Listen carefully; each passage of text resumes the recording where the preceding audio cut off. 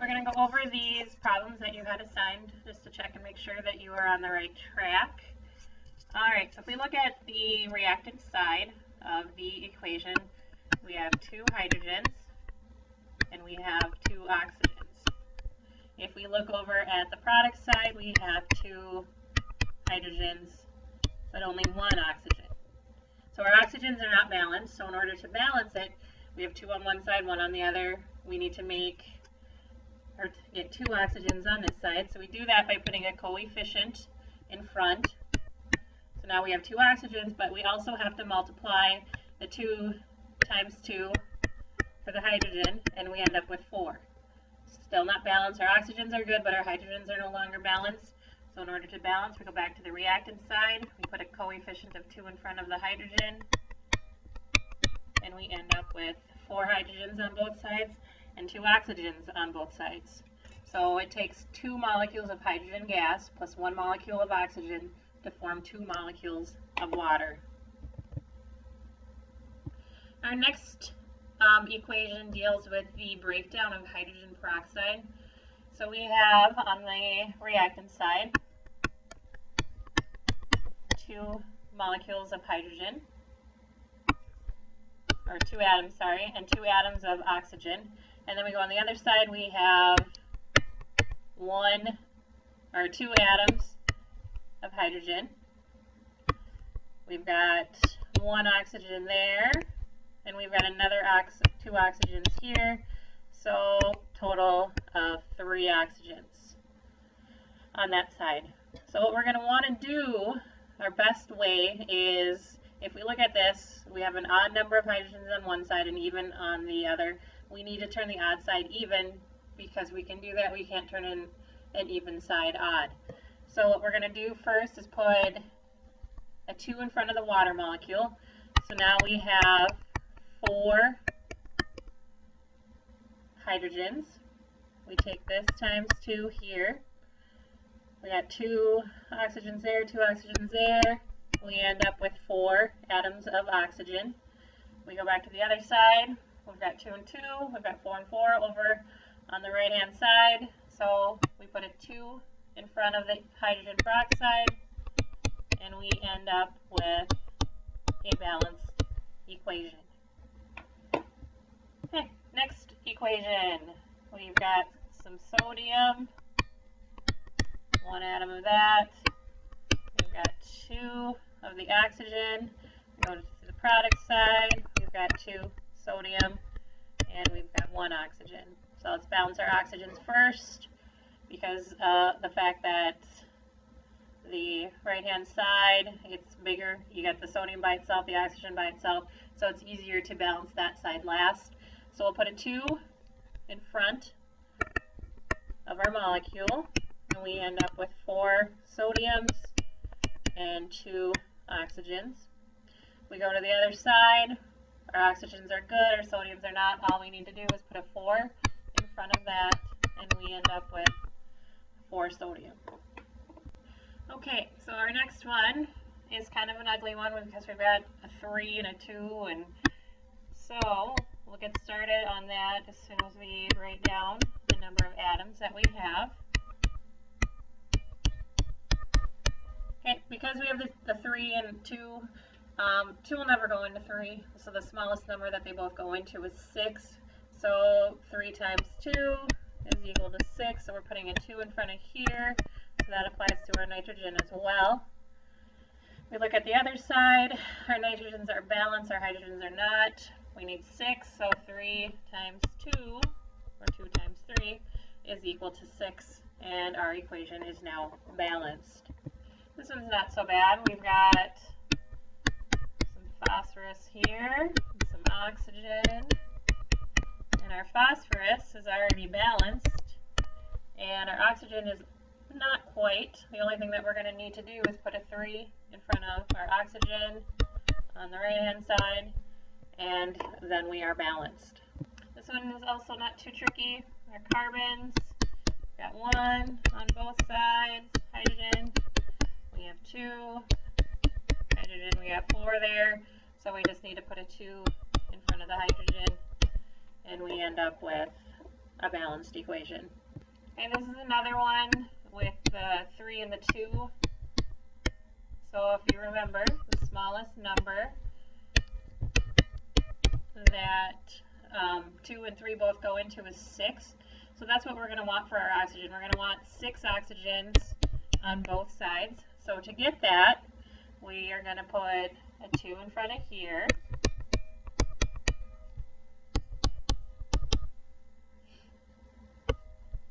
And then we'd have to put a 3 in front of our oxygen.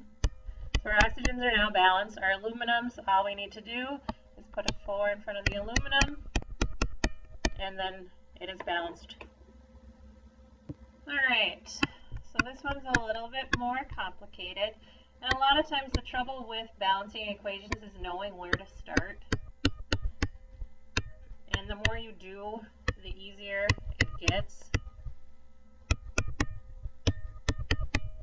Okay, so when you look at this one, you see the 3 Fe's, the 3 irons, okay? So it's kind of not great, but it's doable. But you have an iron by itself on the right-hand side, so we're going to leave that alone. And the same with the hydrogen. Okay, you've got hydrogen with oxygen to form water on the right-hand side. On the left-hand side, you've got hydrogen by itself, so we're not going to start there. The only one of our elements that's in 2 different molecules, 2 different compounds, is oxygen. So the oxygen should be the first one that you try to balance here. So if we look at oxygen on the left-hand side, on the product side, we have 4. If we look over on the right-hand or reactant side, we have 1. So we're going to put a 4 in front of the water molecule. So now we have 8 hydrogens and 4 oxygens. Okay, iron's going to be easy. We have 3 on one side, 1 on the other, so we're just going to put a 3 in front of the iron there, and our iron is balanced. So that leaves us with our hydrogen. So we've got 8 on the reactant side, we've got 2 over on the product side, so 2 times 4 is equal to 8, and our equation is now balanced. Alright, our next one is kind of tricky, it's a little bit more complicated. We've got 2 carbons, 6 hydrogens, and 2 oxygens on the reactant side. We've got 1 carbon, 2 oxygens there, 1 oxygen here, so for a total of 3 oxygens, and then our 2 hydrogens. Okay, so we're dealing with a couple of problems here. The first is that there's 6 hydrogen on the one side. That's kind of a big number. Okay, so some of our numbers are going to be bigger than our 2s and our 3s that we've been dealing with up to this point. Another problem is our oxygens on the product side. Okay, the fact that there's oxygen in both of your molecules over there can make it a little bit trickier. So our first thing that we're going to want to probably balance is our hydrogen because it is a bigger number. Okay, we're going to leave our oxygens alone for now because we have an oxygen all by itself on the reactant side. So your first instinct would probably be to put a 3 in front of the hydrogen. Okay, this isn't right, so don't put a 3 in front of there if you haven't done it already. But the reason it's not right, and I'm going to show you, okay, so we take a 3 times the hydrogen, we have 6, so the hydrogen's balanced. But then we're going to take this 1 times 3, and we end up with 5 oxygens over on this side. Okay, the reason that's a problem is because we have 2 on the other side, and 2 is an even number, 5 is an odd, so that 2 is never going to go into 5. Okay, so 3 is not a good place to start with this one. We're going to want to go a little bit bigger. Okay, number that 3 and 2 both go into is 6, so we want to turn that oxygen into an even number, and that's the smallest that we're going to be able to go into. So I'm going to erase what we did there.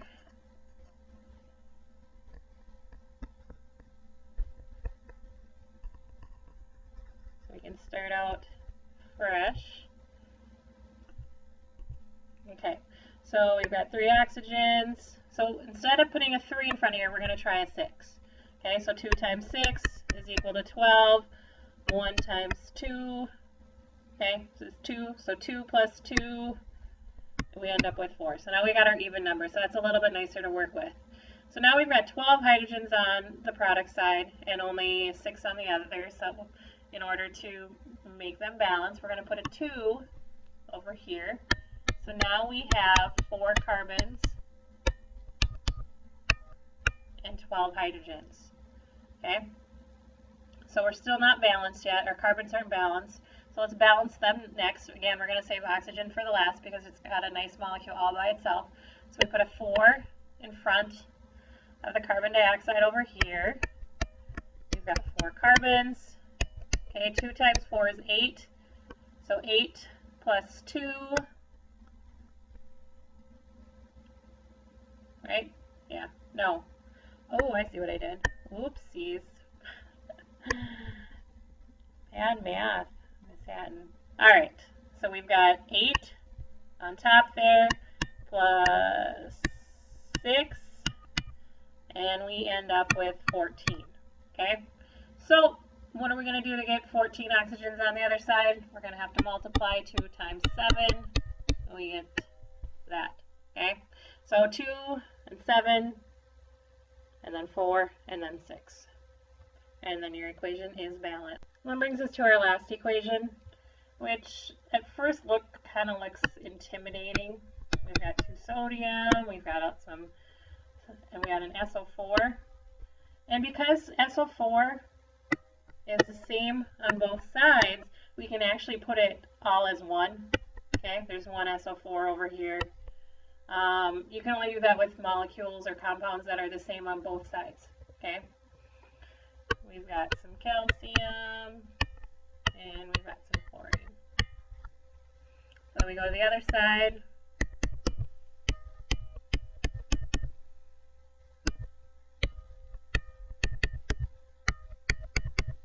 Okay, so our calciums are good. They look the same. Our SO4s are the same. The only thing that's different is our sodium and our chlorine. Okay. They're separate on the left-hand side, but on the right-hand side, they're together. And all we have to do is put a 2 in front of that, and our equation is balanced. I'm going to erase, whoops, those. They don't need to be there, but there. So all we had to do was put a 2 in front of the sodium chloride. Alright, if you turn your sheet over, I think, if I remember correctly, you guys already kind of went over this in class on Thursday, Wednesday or Thursday, whatever day it was. I think it was Thursday. But this is what you should have had, okay? What element does the O represent? That would be oxygen, okay? That's answering the question. You were supposed to circle the subscripts. Okay, next one is carbon dioxide. How many atoms of each element are in the formula shown? There's 1 carbon, there's 2 oxygens. If you go to the next one, you were supposed to put squares around the coefficient. So there's a square around the 5, circle around the subscript 2. It's asking how many atoms of hydrogen are in this formula. So you multiply the 2 together, you get 10. How many and go to the next one, how many atoms of each element are in the formula shown? Okay, there's 2 times 2 for the carbon, there's 4, 2 times 6 for the hydrogen, there's 12. How many atoms of each element are in the next formula? There's 4 sodium, there's 2 sulfur, and there's 8 oxygen. Remember, when you put a coefficient in front of it, it's going to affect everything that's behind it. It's going to multiply by all of those. And then at the bottom there, okay, you're supposed to label the chemical equation.